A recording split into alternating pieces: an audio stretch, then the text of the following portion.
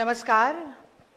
आज बिहार की पावन भूमि पर आने का सौभाग्य मुझे प्राप्त हुआ और आज एक बहुत ही महत्वपूर्ण विषय पर आप सभी प्रेस कर्मियों को, प्रेस के साथियों को संबोधित करने का सौभाग्य भी प्राप्त हुआ। आज की प्रेस वार्ता में आए मैं हर पत्रकार साथी का अभिनंदन करती हूं, स्वागत करती हूं, इस्तकबाल करती हूं और अपनी बात को इन पंक्तियों के साथ शुरू करना चाहती हूं कि चुनावी भाषण देता है बार बार, चुनावी भाषण देता है बार बार, लगता है जुमलों का सरदार बोलता है, उसे और कुछ आता हो ना हो, वो झूठ बहुत शानदार बोलता है। तो देखिए, प्रधानमंत्री बनने के बाद मोदी जी बिहार 53 बार आ चुके हैं, कल फिर आ रहे हैं, मोतिहारी आ रहे हैं। तो शुरुआत वहीं से करूंगी, पर कुछ याद दिला के करूंगी कि जब भी मोदी जी चुनावी भाषण देने के लिए आते हैं, लंबे लंबे जुमले फेंक के जाते हैं, बेबुनियाद दावे, झूठे वादे, बड़ी बड़ी पर खोखली घोषणाएं करके जाते हैं। बिहार अभी भूला नहीं है। 2015 में आरा की रैली में ऐसे और ऐसे हाथ दिखा दिखाकर सबसे बड़ा जुमला फेंक के गए थे बिहार के लिए, 1.25 लाख करोड़ का पैकेज। और वो अंदाज जो था मोदी जी का, वो भी नहीं ना भूले हैं। क्या अंदाज था? बोली लगाने का, बिहार की नीलामी करने का। 75,000 करोड़ करूं कि 80,000 करोड़ करूं, 85,000 करोड़ करूं कि 90,000 करोड़ करूं, और ज्यादा कम तो छोड़ दीजिए, 1.25 लाख करोड़ भी छोड़ दीजिए, ₹1.25 का नेग भी बिहार सरकार के खाते में नहीं आया। जैसे कि काले धन की वापसी के बाद जो होनी थी तथाकथित 15 लाख रुपया किसी देशवासी के खाते में नहीं आया। और आज ये हमने यहां पर केतली और गिलास रखा है, तो आप सबके मन में भी और जो आपके माध्यम से हमें देख रहे हैं, ये जरूर सवाल उठ रहा होगा कि आखिर ये यहां पर क्यों है। तो मोदी जी को चाय पर चर्चा करने का बहुत शौक है। हमने भी कहा कि भाई मोतिहारी आ रहे हैं कल, चाय पर चर्चा जरूर होनी चाहिए। तो ये चाय है, जरा चाय निकालिए राजेश जी। तो चाय है, पर ये चाय मोदी जी के वादों की तरह फीकी चाय है। वो इसलिए फीकी है क्योंकि 2014 में आए थे मोदी जी और कह के गए थे कि मोतिहारी की शुगर मिल जब शुरू हो जाएगी तब मैं दोबारा बिहार आऊंगा और वहां की चीनी की मीठी चाय पीऊंगा। तो चाय तो हमने मेहमान नवाजी में रखी है, पर हमने उसमें चीनी नहीं डाली, क्योंकि मोतिहारी की बंद पड़ी हुई शुगर मिल को आज भी नरेंद्र मोदी जी के वादे और 10-11 साल पुराने वादे के पूरे होने का इंतजार है। और वो बंद पड़ी हुई शुगर मिल इस बात का प्रत्यक्ष प्रमाण है कि मोदी रीति सदा चली आई, मोदी रीति सदा चली आई, जो कह जाए वो कभी ना निभाई। तो आपके माध्यम से मैं बिहार की जनता को याद दिलाना चाहती हूं कि जो वादे पहले पूरे नहीं हुए, आगे भी लंबे लंबे जुमले छोड़ के जाएंगे, वो फेंकेंगे, आप लपेट लीजिएगा, पर विश्वास मत कीजिएगा। और अब एक आप लोगों से जुड़ी हुई बात मैं जरूर कहना चाहती हूं। देखिए, मैं समझती हूं कि लोकतंत्र मजबूत होता है सवाल जवाब से, जिम्मेदारी से, उत्तरदायित्व से। जब सरकार को कटघरे में खड़ा किया जाए, सवाल पूछे जाएं और देश के लोकतंत्र के चौथे स्तंभ को जवाब मिले।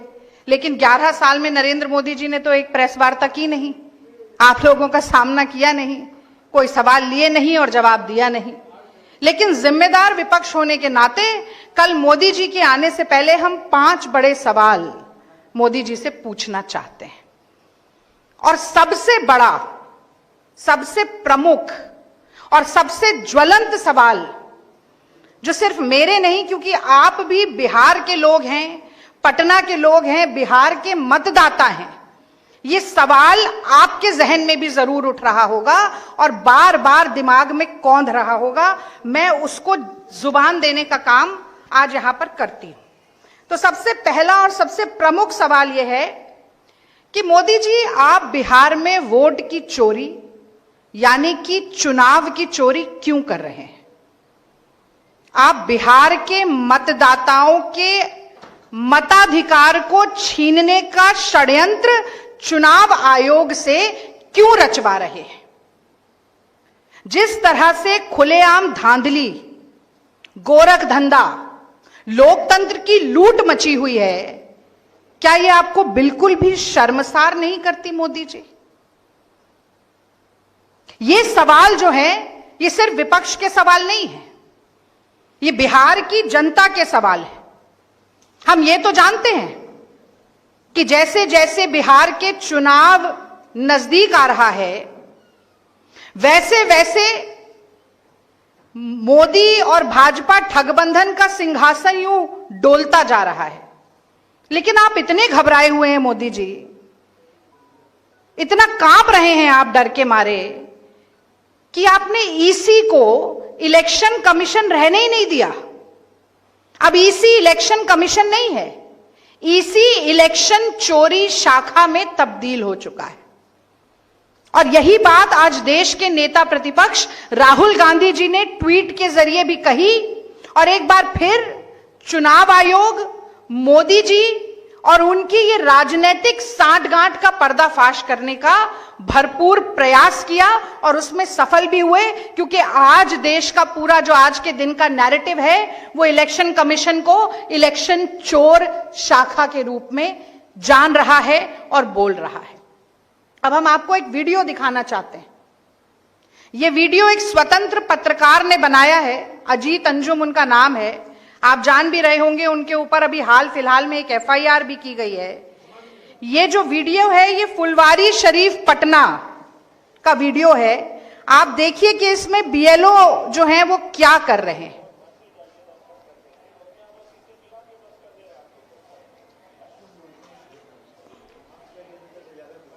ये स्पीकर आगे रखिए, शायद आवाज हो जाए बढ़िया। उनको कैमरा हिलाना पड़ेगा बार बार।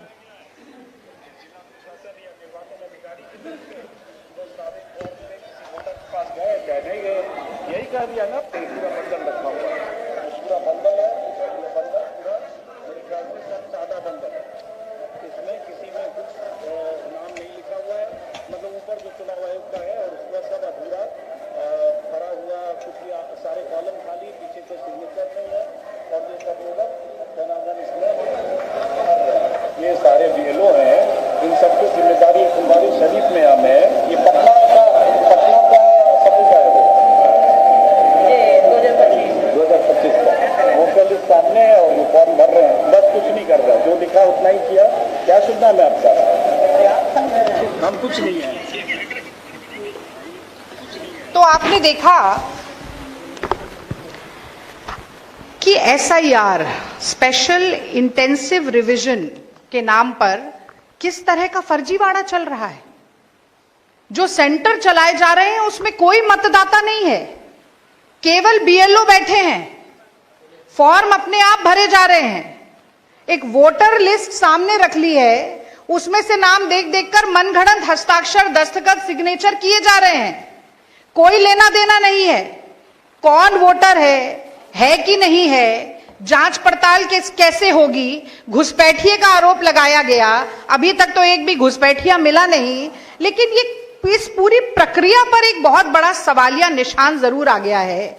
आप लोगों ने सुना होगा एक जमाने में बूथ कैप्चरिंग होती थी, आज मोदी नीतीश के ठगबंधन में वोटर लिस्ट कैप्चरिंग शुरू हो गई है। और इस वोटर लिस्ट कैप्चरिंग से न सिर्फ जनता के विश्वास की ठगी हो रही है, न सिर्फ लोकतंत्र पर आघात हो रहा है, बल्कि इस देश के निर्माणकर्ता जो महानायक थे, जिन्होंने यूनिवर्सल अडल्ट फ्रेंचाइज, हर वयस्क नागरिक को वोट का अधिकार दिया था, उस पर भी प्रहार हो रहा है, उसका भी हनन हो रहा है और बड़ी निर्लज्जता के साथ हो रहा है। दिन दहाड़े सरेआम हो रहा है और इस घमंड और इस अकड़ के साथ हो रहा है कि जिसकी लाठी उसकी भैंस। देश में हमारी सरकार है, बिहार में हमारी सरकार है, तो हम चाहें तो कुछ कर जाएंगे और कोई हमें रोक नहीं पाएगा। घमंड है इस बात का। लगता है उन्हें बार बार ये भाजपाइयों को कि लश्कर भी हमारा है, सरदार हमारा, हम झूठ को सच लिख दें, अखबार हमारा, और बिहार के फरियादी जाएं तो कहां जाएं, कानून हमारा है, दरबार हमारा। लेकिन मैं बता देती हूं कि जिस तरह से अजीत अंजुम जी ने ये रिपोर्टिंग की है, ऐसे निर्भीक सच्चे पत्रकार जब तक हैं और संविधान को हाथ में लिए गरीब, पिछड़े, शोषित, दलित, अल्पसंख्यक, हर वो व्यक्ति जो पंक्ति में अंतिम दर्जा प्राप्त है, उसकी लड़ाई लड़ने के लिए राहुल गांधी जैसे नेता जब तक इस देश में है, तो मोदी जी की अपने मन की बात लोगों पर नहीं थोपी जा सकेगी। हमारे देश में जब हम राष्ट्रगान गाते हैं तो जन गण मन बोलते हैं, पहले जन आता है यानी कि जनता, फिर गण आता है, सारा महकमा उस जनता के लिए, और फिर मन आता है। और यहां मोदी जी अपनी उलटबाजी चला रहे हैं। स्पष्ट है कि हारने वाले हैं बिहार का चुनाव, तो वोटरों को उड़ा दो, वोटर लिस्ट अपनी मनमर्जी से करो। और उसका प्रत्यक्ष प्रमाण हमने कल भी देखा दरभंगा में। भाजपा की महिला जिलाध्यक्ष बीएलओ के साथ बैठकर वोटरों की छटनी कर रही है। अपने वोट इस तरफ, विरोधी वोट हटा दिए जाएं। तो भाजपा के मतदाताओं को भी चिन्हित किया जा रहा है और भाजपा विरोधी मतदाताओं को भी चिन्हित किया जा रहा है, और जो भाजपा विरोधी है उन्हें धड़ल्ले के साथ उड़ाया जा रहा है।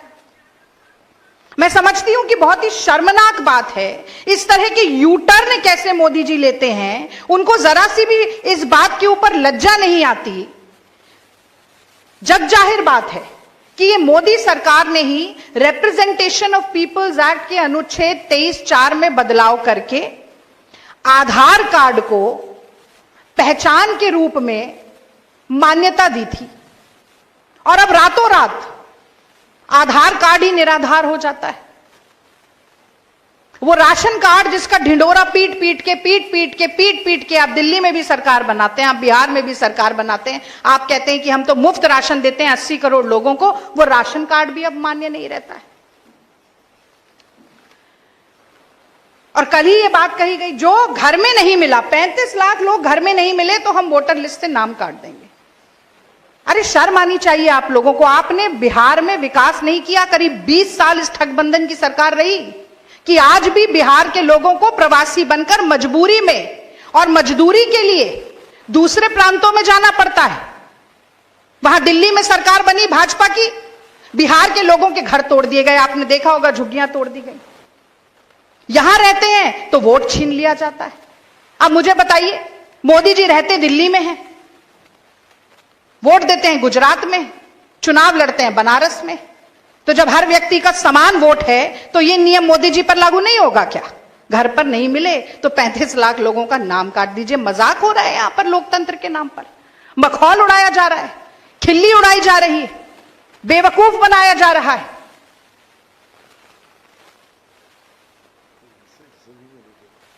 रिसीविंग नहीं दी जा रही है, कोई रिसीविंग नहीं है, कोई रसीद नहीं है, कोई ऐसा कागज नहीं है जिसे दिखाकर ये कहा जाए कि हां हम तो गए थे और हमारी जांच पड़ताल हुई और ये निकल कर आया है।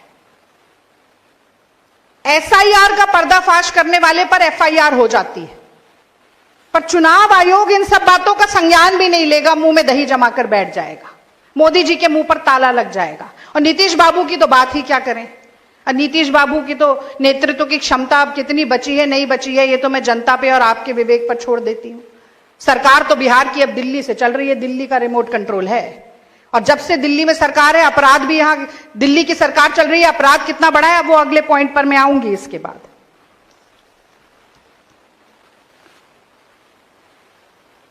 तो बिहार के मजदूरों को जो कि रजिस्टर्ड हैं केंद्र सरकार के ई पोर्टल में भी, उनसे उनके मताधिकार को छीना नहीं जा सकता है।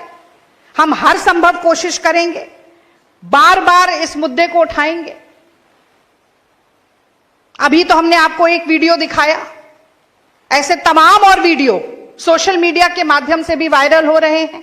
बहुत से लोगों को प्रेरणा मिल रही है, वो खुद भी जा रहे हैं, लोग निकलकर उठकर आ रहे हैं। तो सड़क से लेकर, संसद से लेकर सदन तक ये लड़ाई कांग्रेस की जारी रहेगी। कल मोदी जी आने वाले हैं, उससे पहले मैं उन्हें चेता देना चाहती हूं।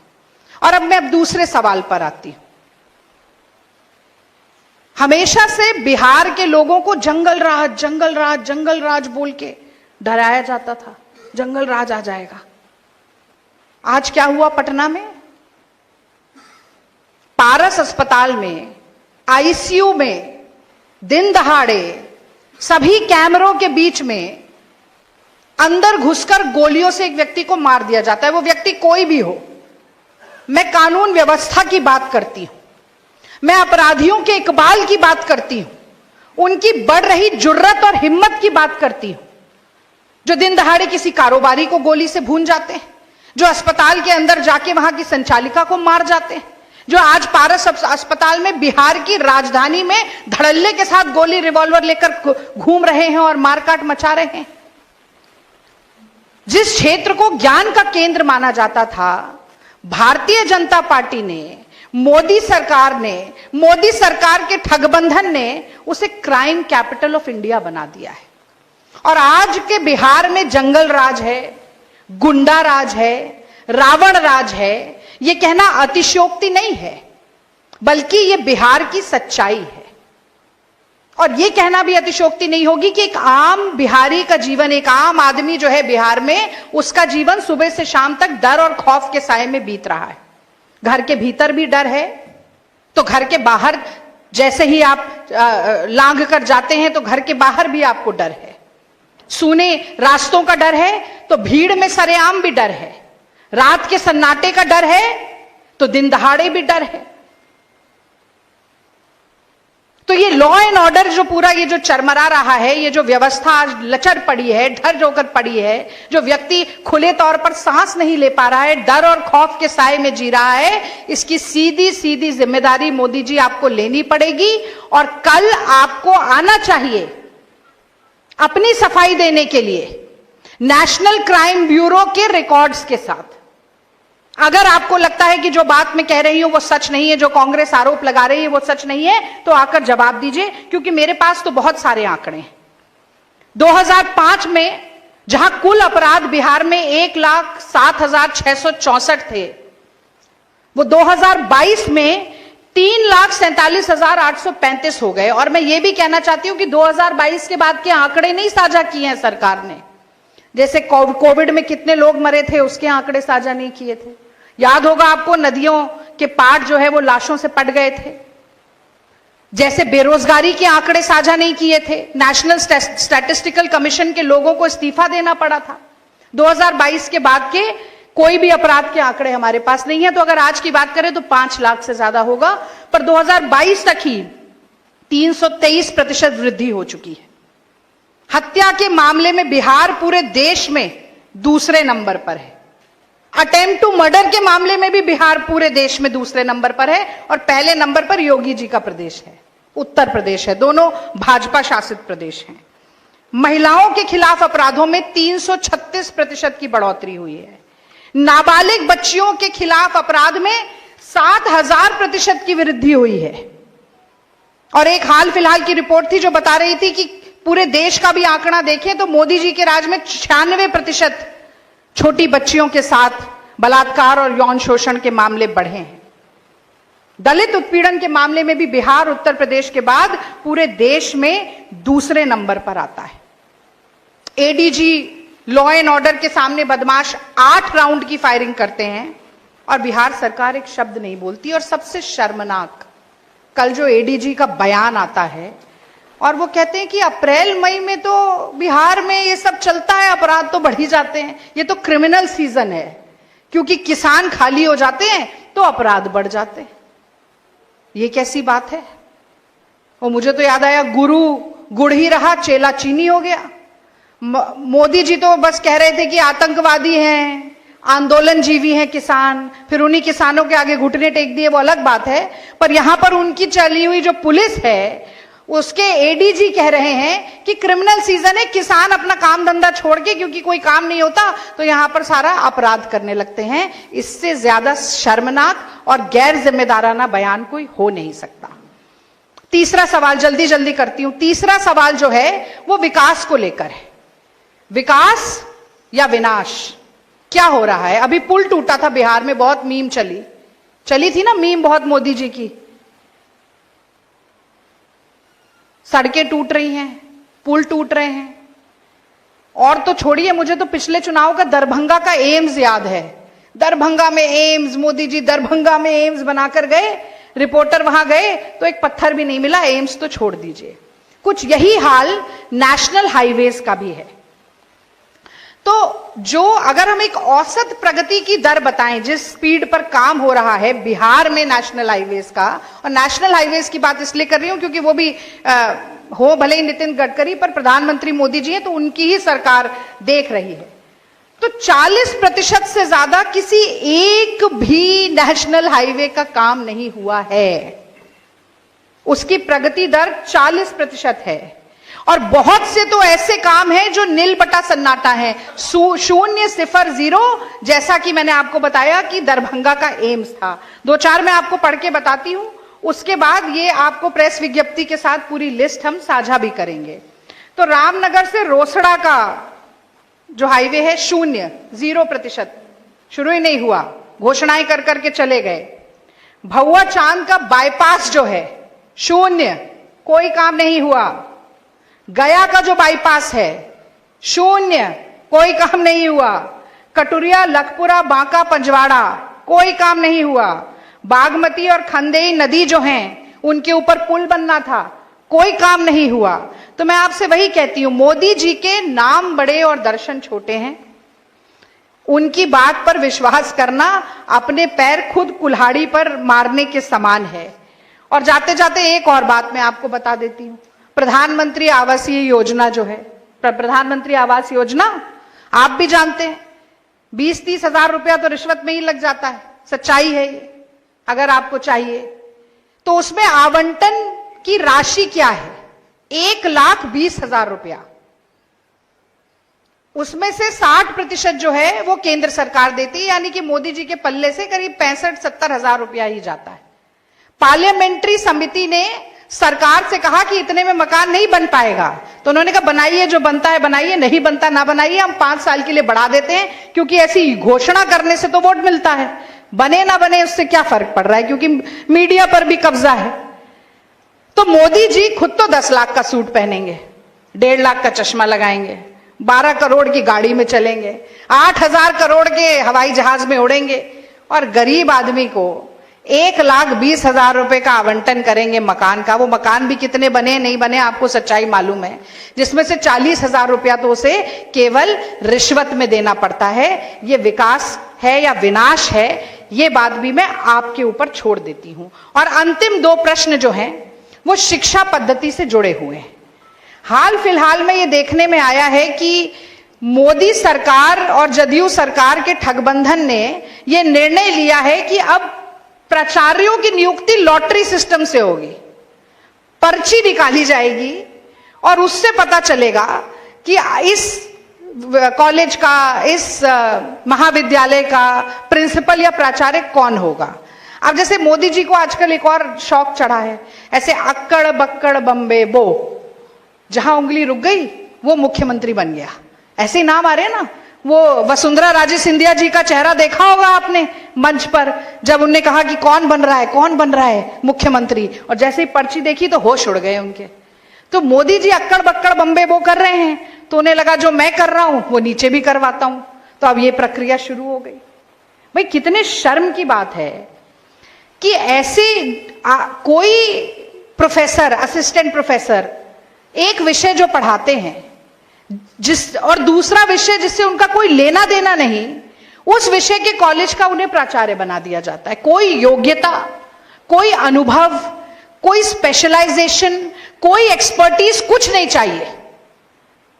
बंदर बांट, कौन पर्ची निकाल रहा है, किसको कहां बनाया जा रहा है, कौन देख रहा है ये सब कुछ जाके। और एक मेरे इसके भी उदाहरण है, आपको पूरे उदाहरण मिल जाएंगे प्रेस की विज्ञप्ति पे, पर मैं 2-4 नाम लेकर बता देती हूं। तो ये है पटना साइंस कॉलेज का उदाहरण मैं एक आपको देती हूं, जो कि पूर्व का कैम्ब्रिज कहा जाता था। इतनी शैक्षणिक गुणवत्ता इस कॉलेज की, जिसके जो प्रख्यात था पूरे बिहार में। वहां के छात्र आईआईटी में गए, इसरो में गए, डीआरडीओ में गए, यूपीएससी में उन्होंने अपना परचम लहराया। और ये कॉलेज विशेषकर मध्यम वर्गीय और ग्रामीण क्षेत्र से आए हुए बच्चों, छात्र छात्राओं को पढ़ने का मौका देता था। और आज सूरत हाल यह है कि 2 और 3 जुलाई को 2025 अभी की बात है, लॉटरी सिस्टम से यहाँ की प्रिंसिपल की नियुक्ति की गई। अलका जी, हम उनके खिलाफ कुछ नहीं कह रहे हैं, पर वो गृह विज्ञान यानी कि होम साइंस पढ़ाती थी हाजीपुर महिला कॉलेज में। तो होम के आगे साइंस लगा हुआ है। तो ये जो political science, entire political science, आप समझ रहे हैं ना कनेक्शन, एंटायर पॉलिटिकल साइंस की डिग्री वाले जो हैं वो होम साइंस और साइंस का शायद फर्क ही नहीं जानते। तो क्योंकि होम साइंस में साइंस लगा था तो उन्होंने साइंस कॉलेज का उन्हें प्रिंसिपल बना दिया। ऐसी वो है ना, हर शाख पे उल्लू बैठा है, अंजामे गुलिस्तां क्या होगा। तो ये कुछ भी मूर्खता चल रही है, लेकिन इससे नुकसान उस कॉलेज का, वहां पढ़ने वाले विद्यार्थियों का, और क्योंकि छात्र शक्ति को राष्ट्र शक्ति कहा जाता है, देश के भविष्य का हो रहा है, इसीलिए ये सूचना आप लोगों के जरिए जनता तक पहुंचानी बहुत जरूरी है।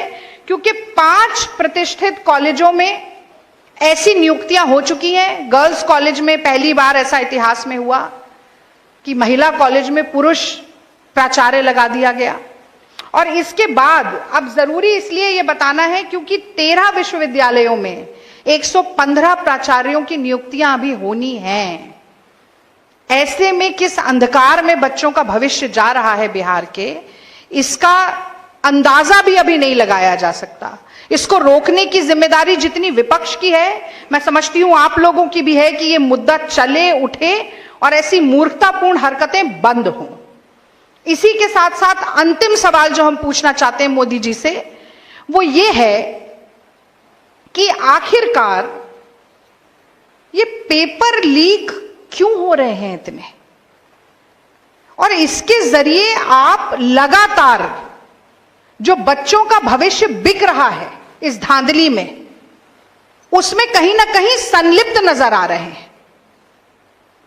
और मैं ये बात पूरे ताल ठोक कर कहना चाहती हूं कि बिहार के दूर दराज गांवों में, कस्बों में गरीब माँ बाप जो अपना पेट काट कर, अपनी महत्वाकांक्षाओं को सिकोड़ कर, अपनी ख्वाहिशों को दफन करके, एक एक पैसा जोड़कर अपने बच्चों को पढ़ने के लिए भेजते हैं, एग्जाम की तैयारी के लिए भेजते हैं, और फिर पेपर लीक हो जाता है, परीक्षा रद्द हो जाती है, साल दर साल, साल दर साल, साल दर साल ये कुचक्र चलता रहता है। जैसे कि हमने वो सनी देओल की फिल्म में सुना था ना, तारीख पे तारीख, तारीख पे तारीख, तारीख पे तारीख, वैसे ही ये पेपर लीक पे पेपर लीक, पेपर लीक पे पेपर लीक। और जब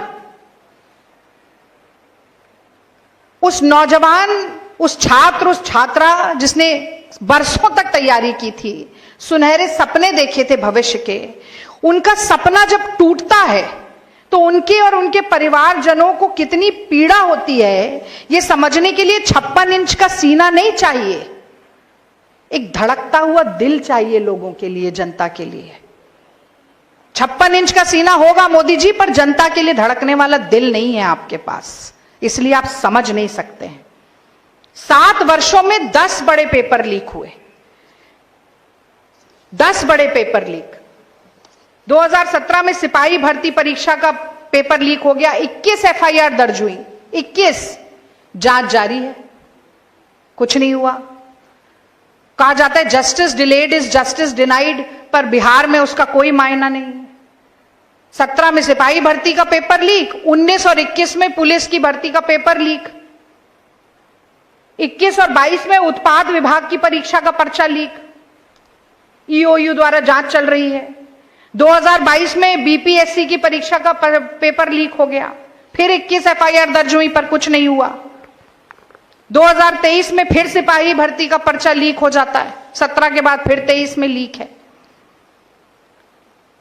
2023 में नीट का जो बहुत बहुचर्चित भी रहा पर्चा लीक हो जाता है। और आप सोचिए सोशल मीडिया पे लीक हो जाता है, व्हाट्सएप पे लीक हो जाता है, कोई डर ही नहीं है, कोई मन में भय नहीं है कि पकड़े जाएंगे तो क्या होगा।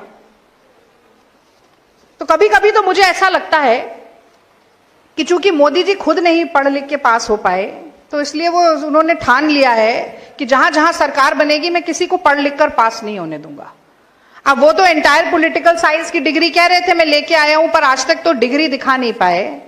पर बिहार के लोगों से, बिहारियों से बिहारी होने के कागज उन्हें जरूर देखने, अपनी डिग्री नहीं दिखा पाए। तो ये तमाम सवाल आज के सवाल हैं। मैं जानती हूं मोदी जी इनका जवाब नहीं देंगे, क्योंकि मोदी जी का ना वन वे ट्रैफिक होता है, सिर्फ अपने मन की बात दूसरों पे थोपो, जनता के, विपक्ष के मन की बात सुननी भी नहीं है, कान बंद हो जाते हैं उनके। अपेक्षा है कि इन सवालों को गंभीरता से लेंगे, अपेक्षा है कि जवाब देंगे, खास तौर से वोट की चोरी पर, चुनाव की चोरी पर, इलेक्शन कमीशन को इलेक्शन चोरी शाखा बनाने के षड्यंत्र पर कांग्रेस पार्टी सवाल पूछती रहेगी और अंत में मोदी जी को कटघरे में खड़ा होकर जवाब देना ही पड़ेगा। आपने धैर्य के साथ मेरी बात सुनी, बहुत बहुत धन्यवाद। अब आज के विषय से संबंधित जो भी आपके प्रश्न हैं मैं उनका जवाब देने का प्रयास करूंगी। आप ये पूरा डिटेल है, आपको मिलेगा सारे, इसमें 19 नेशनल हाईवेज के बारे में चर्चा है, उसकी पूरी जानकारी आपको दी है। ये प्रेस विज्ञप्ति के साथ आपको जानकारी दे दी जाएगी।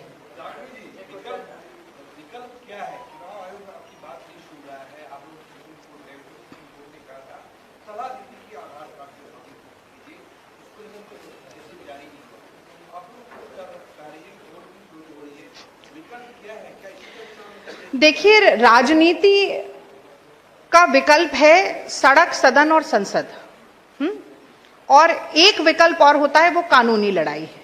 और जैसा कि आपने स्वयं ये बात कही कि हम वो कानूनी दांव पेच भी करेंगे और जनता को भी समझाने की कोशिश करेंगे कि असल में हो क्या रहा है, क्योंकि राजनीति में विपक्षी को या निरंकुश सरकार को धूल चटाने का रास्ता तो जनता के बीच से होकर ही जाता है। और जिस तरीके के विजुअल्स हमारे सामने आ रहे हैं, जिस तरह की जानकारी हमारे सामने आ रही है, जिस तरीके का फर्जीवाड़ा, धांधली, गोरख धंधा हो रहा है, मैं समझती हूं कि एक पूरी लहर है इस वक्त बिहार में भाजपा जदयू ठगबंधन को उखाड़ फेंकने की। और मैं एक और बात, मैंने शुरू में भी ये बात कही कि ये हो भी इसीलिए रहा है क्योंकि मोदी जी भी जानते हैं, अब नीतीश बाबू कितना जानते हैं मैं नहीं जान रही हूं, पर मोदी जी खासतौर से जानते हैं कि इस बार हार होने वाली है और बहुत भयंकर हार होने वाली है, इसीलिए कटाई छटाई चल रही है। अच्छा, घुसपैठियों की बात करते हैं, हर चुनाव में घुसपैठिया याद आ जाता है और चुनाव के बाद घुसपैठिया छू हो जाता है। बांग्लादेशी बांग्लादेशी चिल्लाते हैं, फिर बांग्लादेश से आए हुए 1000 किलो आम भी खाते हैं और फिर पत्रकार कहते हैं आप चूस के खाइएगा कि काट के खाइएगा। ये क्या मजाक चल रहा है? तभी राहुल जी कहते हैं कि ये सर्कस चल रहा है क्या? ये क्या जोकरगिरी मस्खरापन चल रहा है देश में?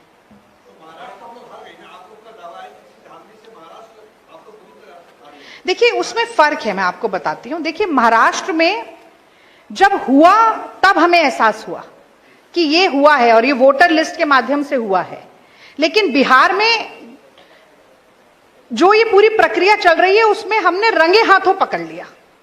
फर्क है, और इसका फर्क आपको चुनाव के नतीजे में जरूर देखने को मिलेगा।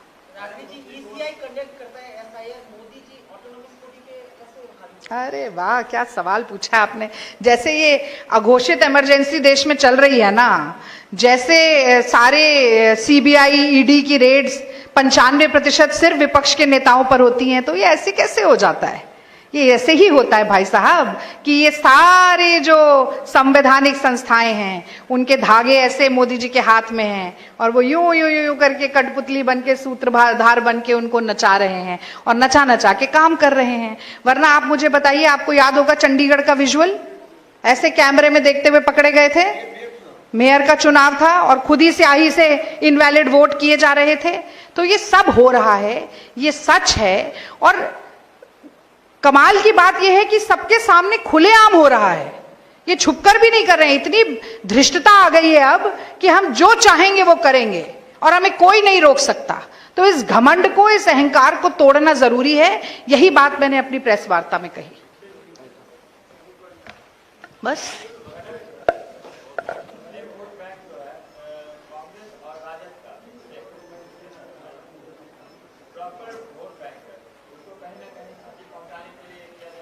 देखिए, मैं तो आज ये कह रही हूं कि हर पिछड़ा, हर गरीब, हर मजदूर, हर प्रवासी, हर हिंदू, हर मुसलमान, हर जैन, सिख, पारसी इस वक्त राजद और कांग्रेस का ही वोटर है और उन्हीं के हमारे लिए ही वोट करेगा, क्योंकि बिहार की 20 साल की ठगबंधन की सरकार ने उसको ऐसे निचोड़ दिया है, न खाने का बचा है, न नहाने का बचा है। तो पूरी तरीके से आश्वस्त है वो, और हमें भी विश्वास है कि इस बार पूर्ण बहुमत के साथ कांग्रेस और राजद की सरकार बनेगी और जड़ से उखाड़ फेंकेंगे हम उस ठगबंधन को।